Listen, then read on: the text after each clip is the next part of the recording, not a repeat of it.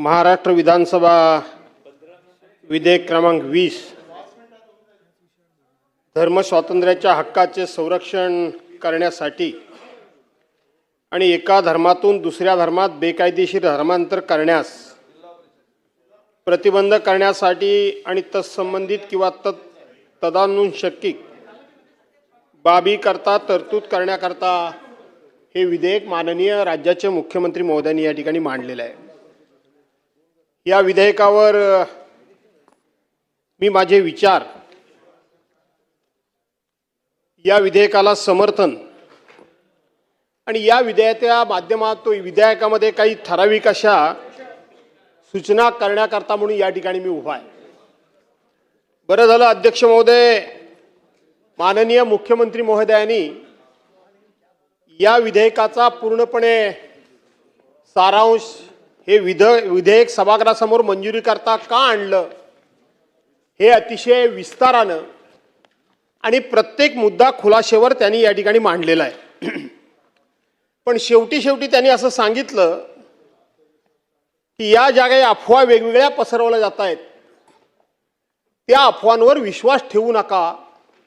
हे विधेयक केवळ एक विशिष्ट धर्म डोळ्यासमोर ठेवून त्या धर्मातल्याच काही लोकांना टार्गेट करण्याकरता म्हणून त्याच धर्मातल्या काही अपप्रवृत्ती फक्त एकाच धर्मामध्ये आहेत असं नजरेसमोर न ठेवून हे विधेयक सर्वसमावेशक आहे। सगळ्या धर्मांच्या ज्या काही अनिष्ट प्रथा परंपरा आहेत त्या सर्वांना आळा बसावा म्हणून या देशातल्या 12 राज्यांनी जो कायदा केलाय आणि केवळ महाराष्ट्र राज्य त्या कायद्यापासून दूर होतं आणि म्हणून हा कायदा त्यांनी सभागृहासमोर आणला। आज आपण जर दिवसभर बघाल तर इलेक्ट्रॉनिक मीडियावर हा कायदा आल्यानंतर खूप मोठ्या प्रमाणामध्ये काहीतरी अराजक माजणार आहे।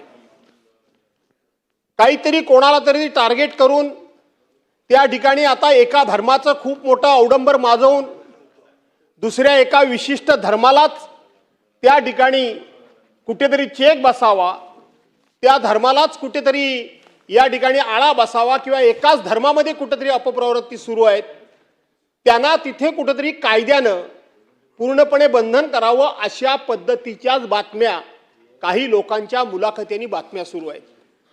आज सकाळपासून मुख्यमंत्री महोदय, मी सुरुवातीलाच तुम्हाला धन्यवाद दिले, मी याला पाठिंबा देण्याकरताच उभा आहे म्हणून मी सांगितलं। सकाळपासूनच आपण बाहेर गेल्यानंतर इलेक्ट्रॉनिक मीडियावाले सातत्यानं मला विचारत होते की या विधेयका संदर्भामध्ये तुमचं म्हणणं काय। अमके असे म्हणाले, तमके तसे म्हणाले, तमके तसे म्हणाले।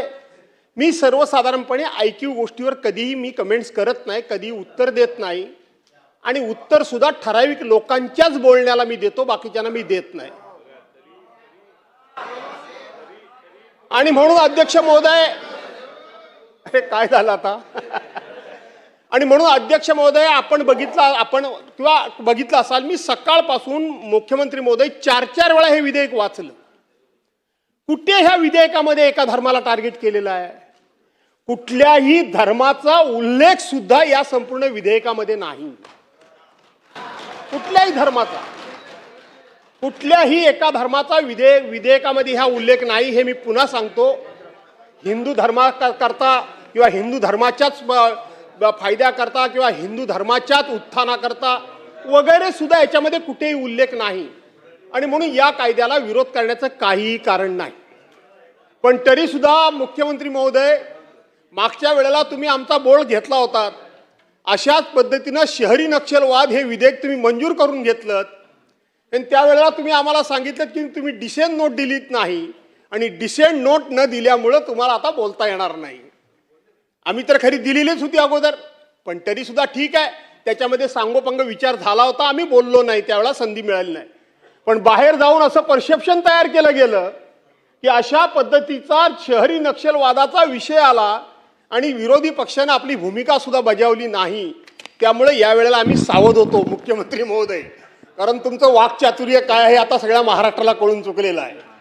बोलण्यामध्ये तुम्ही सहजासहजी काय कोणाला ऐकणार नाही, ते तर आहेत, पण चातुर्य पण भरपूर आहे।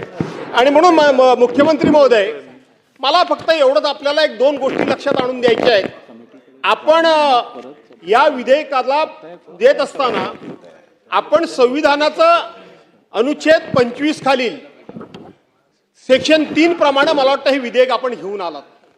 अशा पद्धतीचं विधेयक आपल्याला राज्याला आणता येतं का, हा आता माझा प्रश्न संपुष्टात आला. कारण यापूर्वी 12 राज्यांनी अशा प्रकारचं विधेयक लागू केलंय. फक्त एकच विसंगती आम्ही आपल्या लक्षात आणून देतो की आपण हे विधेयक धर्म स्वातंत्र्याच्या हक्काचं रक्षण करण्यासाठी आणि एका धर्मातून दुसऱ्या धर्मात अशा पद्धतीचं नाव आहे, पण आतमध्ये मात्र उद्देशाने कारणामध्ये याचं नाव आपण महाराष्ट्र धर्म स्वातंत्र्य अधिनियम अशा पद्धतीचा याचा उल्लेख केलेला आहे. सर्वसाधारणपणे जो बिलाच्या वरती नाव असतं तेच आतमध्ये नाव असतं, हा माझा अनुभव आहे. माझा काही त्याला फार मोठा आक्षेप अशातला भाग नाही, परंतु त्याच्यावर कोणी जर चॅलेंज केलं तर काय अडचण निर्माण होईल की आपण तपासून बघा आणि त्या संदर्भामध्ये आपल्याला काय दुरुस्ती करता आली तर आपण बघा. मुख्यमंत्री महोदय, मला हे माहीत आहे की संत गाडगेबाबा आणि प्रबोधनकार ठाकरेंचं एक वाक्य मला माहीत आहे की माणसानं धर्माला जन्माला घातलेला आहे, धर्मानं माणसाला जन्माला घातलेलं नाही. माणसानं धर्माला जन्माला घातलेलं आहे. आणि आपल्याला माहीत आहे की सगळ्याच धर्मामध्ये अशा प्रवृत्ती आहेत की ज्यांना ज्यांना असं वाटतं की आम्ही म्हणजे धर्माचे धर्मरक्षक, आम्ही सांगू तो धर्म, आम्हाला कळतो तो धर्म आणि आम्ही सांगू ते लोकांनी ऐकावं, मग ते इष्ट आहे की अनिष्ट आहे याचा विचार न करता प्रत्येक धर्मामध्ये ह्या प्रवृत्ती आहेत. आणि म्हणून प्रत्येक धर्माची शिकवण ही चांगलीच आहे, चांगलीच आहे. आपण इथं कुठला धर्म डोळ्यासमोर ठेवलाच नाही. आज आपल्याला अल्पसंख्याक म्हणजे केवळ आणि केवळ एका विशिष्ट धर्मातलेच लोक वाटतात, पण असं नाहीये. अल्पसंख्याकांमध्ये जैन पण आहेत, ख्रिश्चन पण आहेत, पारशी पण आहेत, मुस्लिम पण आहेत. हे असे अनेक धर्माचे लोक, त्यांना आपण अल्पसंख्याक म्हणून समजतो. आणि म्हणून अल्पसंख्याक म्हटल्यानंतर एका विशिष्ट धर्माचे, खास करून मुस्लिम समाजाचे लोक हे आपण आपल्या डोळ्यासमोर आणतो. पण या विधेयकामध्ये अशा प्रकारचा कुठेही शब्दप्रयोग नाही.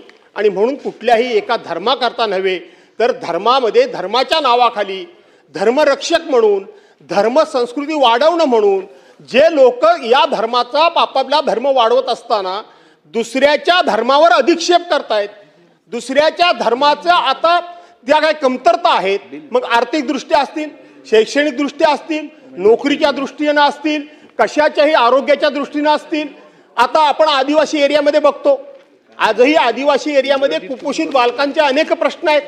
आदिवासी महिला बाळंत होत असताना तिला जर त्रास झाला, तिची जर नॅचरल डिलिव्हरी झाली नाही, तर आजही आपण एखाद्या तिच्या साडीचा झोला तयार करतो आणि पुरुष लोक तिला खांद्यावरून घेऊन जातात. अशा वेळेला तिथं व्यवस्था नसल्यामुळं त्या लोकांची पावलं, जे कोणी कुडबुडे दोषी असतात, जे कोणी अंगारे धुपारे फेकणारे असतात, कोणी नारळ शिकाई देतात, कोंबडी कुत्री कापतात.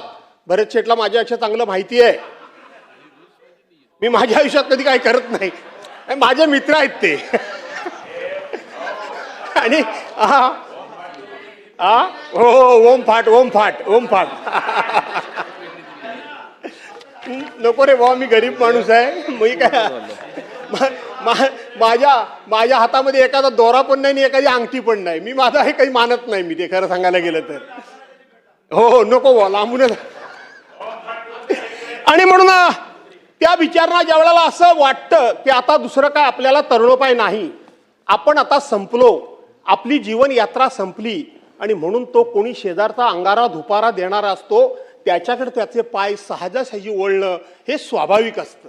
कारण शेवटी प्रत्येकाला जगायचंच असतं. आणि म्हणून या व्यवस्था सुद्धा आपल्याला मोठ्या प्रमाणामध्ये उभ्या कराव्या लागतील. कारण अशा गैरव्यवस्थेचा किंवा गैरसोयीचा फायदा काही मंडळी त्या ठिकाणी घेतात. आणि म्हणून आपण या विधेयकाच्या माध्यमातून आपण या प्रवृत्तीला आळा घालण्याकरता मी पुन्हा वाचून दाखवत नाही. आपण शिक्षेची तरतूद सुद्धा त्याच्यामध्ये केलेली आहे वेगवेगळ्या ठिकाणी.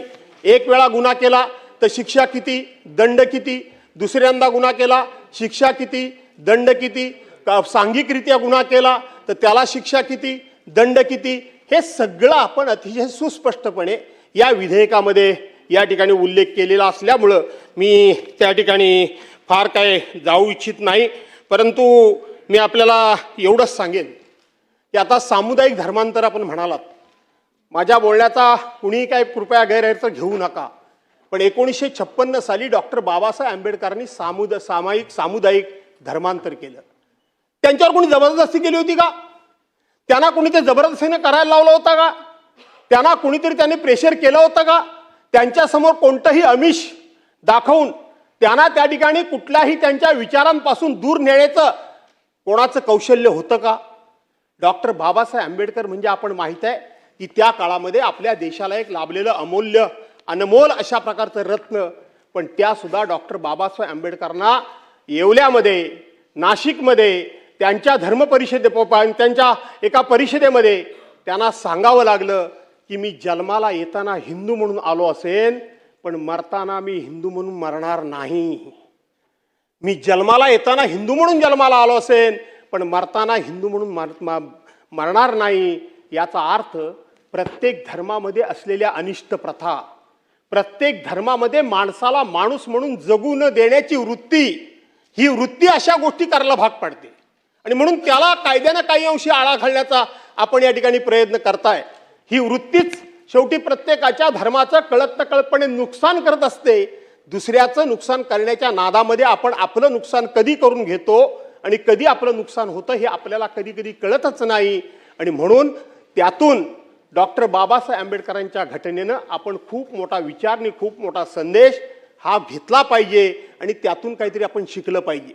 नेताजी पालकरांचा इतिहास, छत्रपती शिवाजी महाराजांचा माहिती आहे आपल्याला की ज्या वेळेला नेताजी पालकर औरंगजेबाच्या दरबारातून सुटून निष्ठून कोणत्या ना कोणत्या तरी मार्गाने पुन्हा एकदा छत्रपती शिवाजी महाराजांच्याकडे आले आणि छत्रपती शिवाजी महाराजांनी नेताजी पालकर आणि त्यांच्या बाकीच्या सहकार्यांना पुन्हा धर्मामध्ये घेण्याचा विचार केला. आमच्याच धर्मातल्या लोकांनी विरोध केला. आज आम्ही घरवापसीच्या गोष्टी करतो आहोत, आनंद आहे, परंतु त्या वेळेपासूनच या सगळ्या गोष्टीचा प्रयत्न होत होता. पण त्याही वेळेला जो विरोध होत होता, आज सुद्धा तो काही अंशी विरोध होतोय. परंतु तो विरोध आपण विरोधाला विरोध न करता त्याला कायदेशीर आपण या ठिकाणी आधार देऊन त्याला आपण कायदेशीर मान्यता देतात. त्यामुळे हे विधेयक अतिशय चांगलं आहे, अतिशय चांगलं आहे. मुख्यमंत्री महोदय, मी वाईट म्हणतच नाही अजिबात, अतिशय चांगलं हे विधेयक आहे. हे विधेयक चांगलं आहे आणि म्हणून मी आपल्याला या ठिकाणी विनंती करतो, एका क्लॉजची फक्त मला जरा भीती वाटते, तेवढा जरा खुलासा केलात आपण तर बरं वाटतं, मला वाटेल. बाकी क्लॉज बाय क्लॉज मी तुम्हाला सांगितलं. आपण इथं म्हटलंय या अधिनियमाच्या तरतुदीचे उल्लंघन करून धर्मांतर करण्यात आलेले नव्हते हे सिद्ध करण्याची जबाबदारी, ही सिद्ध करण्याची जबाबदारी जिने असे धर्मांतर करविले त्या व्यक्तीवर आणि ज्यांनी अशा धर्मांतरास सहाय्य केले, मदत केली किंवा अपप्रेरणा दिली, या अशा अपप्रेरकावर ही सगळी पुढची कायदेशीर कलमनी कारवाई केली जाईल. मला एकच भीती वाटते, सोनम वांगचूक कोणाचा होऊ नये. सोनम वांगचुकांची एवढा मोठा आंतरराष्ट्रीय दर्जाचा बुद्धिवेत्ता, शिक्षणामध्ये प्रचंड असं काम केलेलं, अख्ख्या जगाला आदर्श वाटावा, त्या अख्ख्या जगानं वर मान करून ज्याच्या कर्तृत्वाबद्दल, ज्ञानाबद्दल, अभ्यासाबद्दल ज्यांनी सलाम करावा, त्या वांगचुकांना जवळजवळ 6 महिने जेलमध्ये जावं लागलं. केवळ राष्ट्रविघातक कार्य केलं म्हणून आज तगायत ते राष्ट्रविघातक कार्य केल्याचं कुठेही सिद्ध झालं नाही. आणि म्हणून अशा पद्धतीचं मुख्यमंत्री महोदय एकमेकाला शेवटी कुठेतरी नामोहरम करण्याकरता कुणीतरी हे केलं नसेल तरी केलं असं जर आम्ही एकमेकाच्या विरोधात म्हणायला लागलो तर मला असं वाटतं की जो आरोप करतोय त्याच्यावर ही जबाबदारी टाकली पाहिजे की त्यांनी हे चूक केली, ही त्यांनी सिद्ध करून दाखवावी, पुराव्यानिशी ती करून दाखवावी. आरोप करायचा आणि ज्याच्यावर आरोप आहे त्यानं मी निर्दोष कसं आहे, काय माणिकराव कोकाटे बरोबर आहे की नाही? हा बरोबर आहे, भोगताय की नाही आपण? आणि म्हणून आरोप करायचा त्याने खरं तर सिद्ध केलं पाहिजे, याच्यावर आरोप आहे त्याने. माझे मित्र आहेत ते जुने, आपली मैत्री आहे की नाही? हा हो. आणि म्हणून त्यांनी मुख्यमंत्री महोदय जबाबदारी जर त्याच्यावर आपण टाकलीत तर मला असं वाटतं एकमेकाचे हिशेब चूक करणं किंवा एकमेकाला जाणीवपूर्वक ह्या कायद्याचा आधार घेऊन त्रास देणं याला थोडासा आळा बसेल. आणि म्हणून तो आपण या ठिकाणी विचार करावा अशा प्रकारची विनंती करतो. बाकी ह्याला आर्थिक ज्ञापन फार काय नाही, कारण आपण त्याचं पुनर्वसन करणार आहात आणि पुनर्वसन करत असताना जे पुनर्वसन करावं लागेल त्याच्यावरच फक्त सरकारच्यावर आर्थिक भुर्दंड पडेल आणि म्हणून ज्ञापनामध्ये ती आपण उल्लेख केलेला आहात. त्याच्यापेक्षा अधिक काय या ठिकाणी बोलण्याची गरज नाही. फक्त मुख्यमंत्री महोदय मला एवढंच सांगायचं आहे की आपण इथं सांगितलं की जन्माला आल्यानंतर ते बाळ आई त्याची पूर्वी ज्या जातीची होती ती जात त्याला लागेल. आपण हे एक बघा की आपल्याकडं पुरुष सत्ताक जीवन पद्धती आहे, स्त्री सत्ताक जीवन पद्धती नाही असं मी म्हणत नाही. आता आपण ते स्वीकारलेलं आहे. तरी सुद्धा माझ्या माहितीप्रमाणे ती जो जात बदलली जातच नाही, ती जात कशी बदलता येईल, त्या आईची जात त्याला कशी लागेल, वडिलांची जात का लागणार नाही, हे टेक्निकल बाब आहे. मी थोडंसं ते आपल्या कोकणामध्ये ते काही फार जातीपातीचं नसल्यामुळे माझा अभ्यास त्या संदर्भात नाही, पण मगापासून मी ते शोधण्याचा प्रयत्न करतो, मला काही मिळालं नाही. तिसरी गोष्ट, आपण अल्पवयीन मुलीचं जर लग्न लावलं जबरदस्तीनं तर या कायद्यामध्ये त्याला शिक्षा केलेली आहे. परंतु अल्पवयीन मुलीवर जर लग्न लावलं गेलं तर त्या संदर्भामध्ये फोस्को सारखा कायदा आहे ना, पॉवरफुल मुख्यमंत्री महोदय.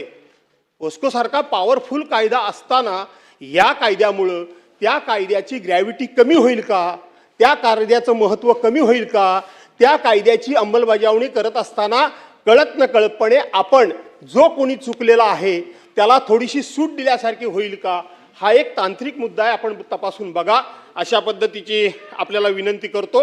आणि म्हणून या विधेयकाला पाठिंबा देत असताना मी आपलं मनापासून अभिनंदन करतो, आपल्याला मनापासून धन्यवाद देतो की आज संपूर्ण महाराष्ट्रामध्ये जे संभ्रमाचं वातावरण होतं, थोडंसं शंकेचं वातावरण होतं, थोडंसं वातावरण हे तापलेल्या बाहेर होतं, थोडंसं वातावरण असं होतं की सरकार जणू काय एका धर्मावर अन्याय करण्याकरताच सरकार बसलंय की काय, अशा प्रकारची जी भावना होती, या सभागृहाच्या माध्यमातून बाहेर एक चांगला मेसेज गेला की आम्ही शेवटी हा कुठल्या एका धर्माला टार्गेट करण्याकरता कायदा आणलेला नाही, तर सर्व धर्मातल्या लोकांना हा कायदा लागू होतो. आणि म्हणून सर्व धर्मातल्या लोकांनी अतिशय समन्यायी प्रमाणात